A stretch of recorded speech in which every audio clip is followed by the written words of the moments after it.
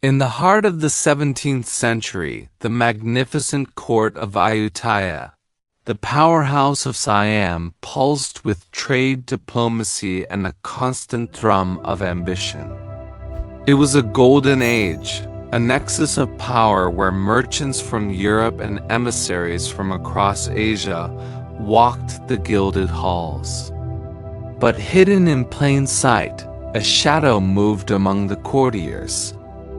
A phantom whose loyalty lay not with the Siamese king, but with the rival kingdom of Cambodia. This is the story of a secret agent, a man whose mission was to steal the very secrets that held the Siamese kingdom together. Imagine the scene: the Ayutthaya kingdom, a sprawling empire at its zenith.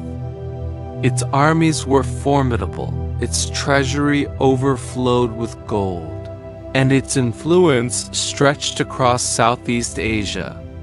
Neighboring kingdoms watched with a mix of awe and fear.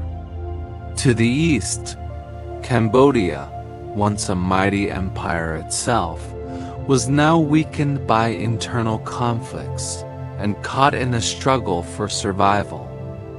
Sandwiched between the growing power of Siam and the ambitions of Vietnam, Cambodia's kings knew that conventional warfare was a losing game. To survive, they needed an edge, a different kind of weapon. And so they turned to the shadows, to the world of espionage. Our story begins with a man whose true name is lost to history, but whose actions sent ripples through the corridors of power. He arrived in Ayutthaya not as a warrior or a dignitary, but as something far more inconspicuous, a low-ranking court official. Perhaps he was a scribe, a translator, or a minor attendant, someone easily overlooked, blending into the tapestry of palace life. His disguise was his greatest asset. With a humble demeanor and a sharp mind, he slowly, methodically worked his way into the inner circles. He was patient, observant, and utterly dedicated to his cause. Day by day, he absorbed everything. He learned the rhythms of the court, the hierarchies, the rivalries between powerful families. He memorized the faces of generals, ministers, and foreign ambassadors. In a world without digital communication, information was currency, and he was there to collect it. While serving tea or drafting documents, he was listening. He overheard whispers of troop deployments along the border, quiet discussions about new alliances, and secret negotiations with Dutch and Portuguese traders. Every piece of information, no matter how small, was a thread in the larger web he was weaving. His reports, smuggled out of the palace through a clandestine network of couriers, were a lifeline for Cambodia. When Ayutthaya planned a military campaign, the Cambodian king knew the numbers and the routes in advance. When Siam sought to forge a new trade deal that would isolate Cambodia, the Cambodians were able to preemptively seek their own allies.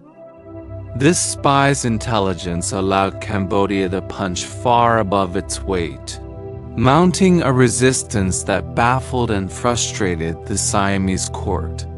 He wasn't just a spy.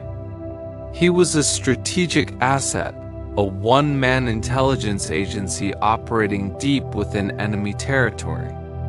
His work balanced the scales, providing his homeland with the leverage it needed to maintain its sovereignty against a much stronger neighbor.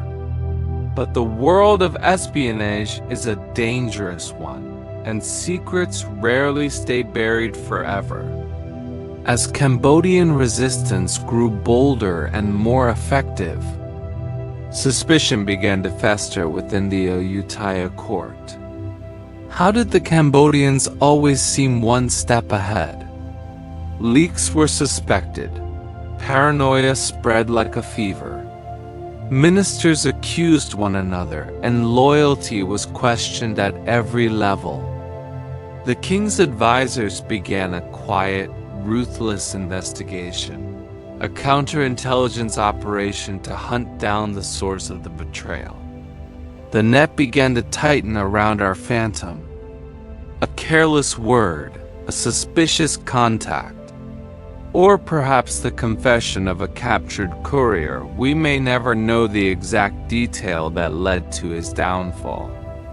But one day, the mask was torn away. The quiet, unassuming official was exposed as an agent of the Cambodian crown.